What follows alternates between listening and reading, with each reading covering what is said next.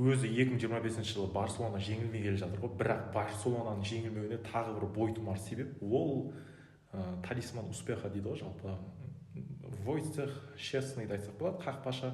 Бірақ Барселонада бір қиындықтар туындауы мүмкін, егер Тер Штеген жақында оралды, жатуға білесіздер. Тер Штегенді қақпаға тұрғызатын болса чемпиондар лигасында, оны Войцех Щеснойды тіркей алмайды деп жатыр. Енді Барселона бапкері Фликті таңдау болады, Щесней әлде Тер Штеген. Бір жағынан Тер Штегенді де аяйсын, Германия ұлттық құрамасында да екінші номер, Нойердің көлеңкесінде қалды, дәл қазір Щеснейдің көлеңкесінде деп айтсақ болады. Өйткені Тер Штеген енді қайтадан келіп бұрынғыдай тұрады дегенге өз басым сене қоймаймын. Оның үстіне алдағы 15-20 ойында Щеснейдің өзі тұра берген дұрыс сияқты. Әлде Реал сияқты тәуекелі бар кезіндегі Лунинді Куртуа ауыстырғандай қайтадан Тер Штегенді Барса қақпасына тұрғызған дұрыс па? Кімді основной қылу қажет?